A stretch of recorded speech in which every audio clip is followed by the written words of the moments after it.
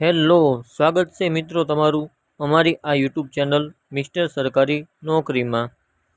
તો આજની જે ભરતી છે તે તમારે ગવર્મેન્ટ નોકરી જોઈએ છે અને એ પણ કોઈ પણ પરીક્ષા વગર। અને પગારની વાત કરીએ તો 16,800થી 35,000ની વચ્ચે। તો આ વિડીયો તમારા માટે જ છે, તો એન્ડ સુધી જોજો।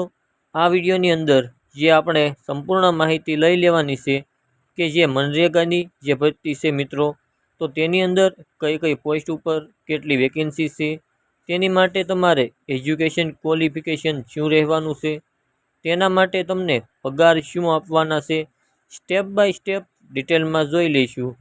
તો તેના માટે તમારી એજ લિમિટેશન શું રહેવાની છે, સિલેક્શન પ્રોસેસ કઈ રીતે રહેવાનું છે, તમારે ફી ભરવાની છે કે નથી ભરવાની, એ સંપૂર્ણ માહિતી આ વિડીયોની અંદર જોઈ લેવાના છીએ। તો આ વિડીયો તમને જોયા પછી તમારે બીજે ક્યાંય પણ ફાફા નહીં મારવા પડે। તો ખૂબ જ સારી એવી ભરતી છે, આપણે સ્ટેપ બાય સ્ટેપ જોઈ લઈશું। તો આવી જ ભરતીની માહિતી તમને મળતી રહે તે માટે અમારી ચેનલને સબસ્ક્રાઈબ કરવાનું ભૂલશો નહીં, તેમજ બાજુમાં બેલ આઇકન દબાવી દેજો, જેથી કોઈ પણ માહિતી સૌથી પહેલાં તમારા સુધી પહોંચી જાય। તો શરૂઆત કરી દઈએ આજના વિડીયોની।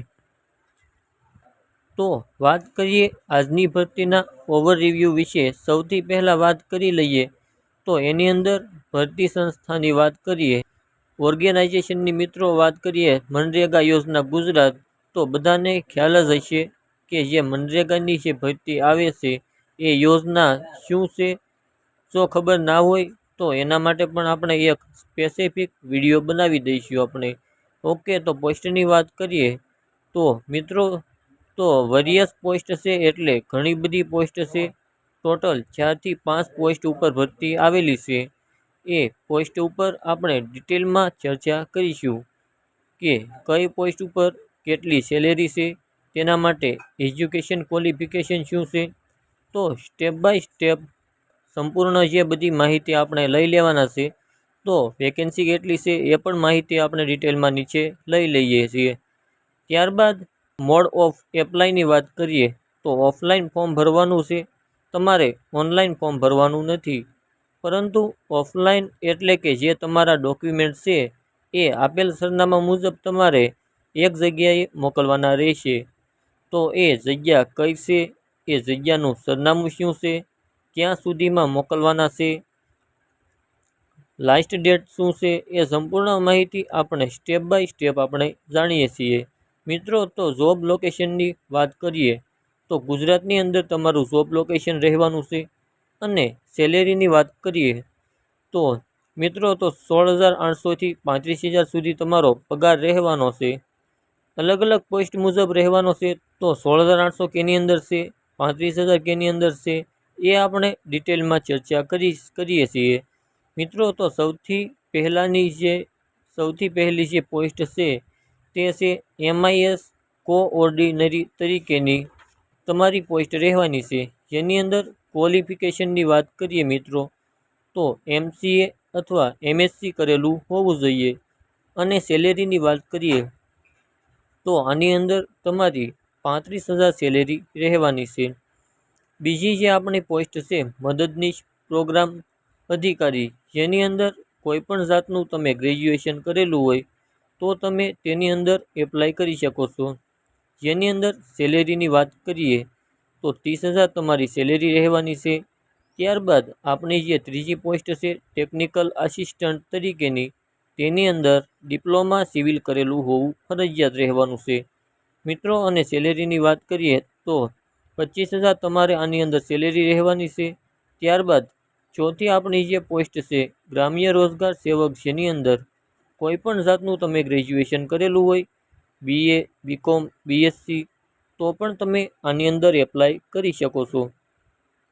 અને એની અંદર સેલેરીની વાત કરીએ તો 16,827 તમારે આની અંદર સેલેરી રહેવાની છે।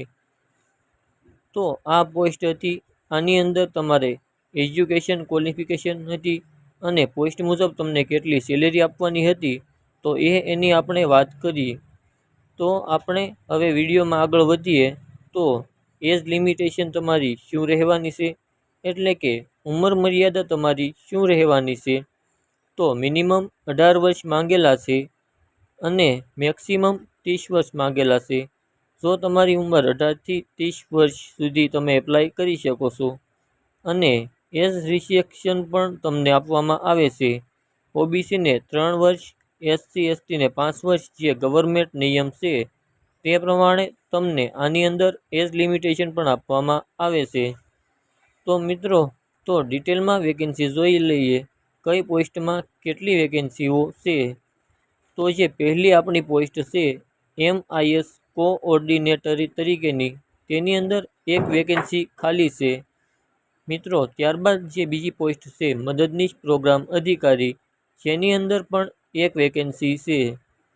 ત્યારબાદ ત્રીજી આપણી જે પોસ્ટ હતી ટેકનિકલ આસિસ્ટન્ટ તરીકેની, તેની અંદર 10 વેકેન્સીઓ ખાલી છે મિત્રો. અને આપણે લાસ્ટ આપણી જે ગ્રામ્ય રોજગાર સેવકની જે પોસ્ટ હતી તેની અંદર 11 વેકેન્સીઓ ખાલી છે. તો મિત્રો, આની અંદર તમારે કોઈ પણ જાતની ફી ભરવાની નથી.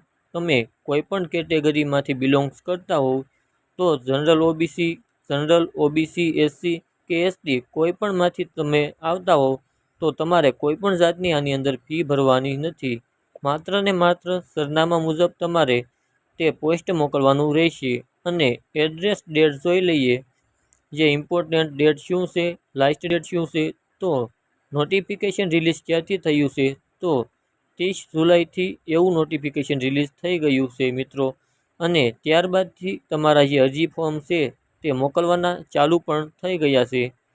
તો વોકિંગ ડેટની વાત કરીએ, ક્યારે રહેવાનું છે, લાસ્ટ ડેટ તમારે શું રહેવાનું છે. તો 15 ઓગસ્ટ 2025. તો લાસ્ટ ડેટ તમારે આવી છે 15 ઓગસ્ટ 2025 સુધી. તમારે જે હું નીચે જણાવું છું તે સરનામા મુજબ તમારે ત્યાં ડોક્યુમેન્ટ મોકલવાના ફરજિયાત રહેશે. આની અંદર તમારે કોઈ પણ જાતનું એક્સેપ્ટ નહીં કરે, તમારે માત્ર ને માત્ર સ્પીડ પોસ્ટ દ્વારા જ મોકલવાના રહેશે અને એ અરજી માન્ય ગણવામાં આવશે. મિત્રો, સિલેક્શન પ્રોસેસ જોઈ લઈએ. તો સિલેક્શન પ્રોસેસ ખૂબ જ મહત્ત્વની, શાંતિથી ના ખબર પડે તો વિડીયો પાછો કરીને બીજી વખત જોઈ લેજો મિત્રો. તો આની અંદર કોઈ પણ જાતની પરીક્ષા લેવામાં આવશે નહીં, ડાયરેક્ટ સિલેક્શન થવાનું છે. માત્ર ને માત્ર તમારા જે ડોક્યુમેન્ટ્સ છે, જે આ એડ્રેસ આપેલું છે નીચે, તો 15 ઓગસ્ટ પહેલાં તમારે ત્યાં મોકલવાની દેવાના છે મિત્રો. એડ્રેસની વાત કરીએ તો પહેલો માળ 205 વાલકેશ્વર કોમ્પ્લેક્સ, માર્કેન્ટાઇન બેંકની ગલી સામે, જિલ્લા પંચાયતની સામે, પાલનપુર 38,501. ઓકે, તો આ એડ્રેસ માર્ક કરી લેજો. તો આ એડ્રેસ ઉપર તમારે મોકલી દેવાનું રહેશે. તેમજ ફોર્મ તેની સાથે તમારે ડોક્યુમેન્ટ શું જોડવાના છે, તો ડોક્યુમેન્ટમાં તમારે રિઝ્યુમ કે સીવી મોકલવાનું છે. તેમજ પાસપોર્ટ સાઇઝનો ફોટો અને તમારી એજ્યુકેશન પ્રમાણેની માર્કશીટ અને આધાર કાર્ડ, બર્થ સર્ટિફિકેટ જોડવાનું છે. અને તમારી કાસ્ટ સર્ટિફિકેટ પણ જોડવાનું છે. જો મિત્રો વિડીયો પસંદ આવ્યો હોય તો લાઈક કરજો, તેમજ તમારા મિત્રો સાથે શેર કરજો. અને જો ચેનલ પર નવા છો તો અમારી ચેનલને સબસ્ક્રાઈબ કરવાનું ભૂલશો નહીં. તો મળીએ નવા વિડીયોમાં.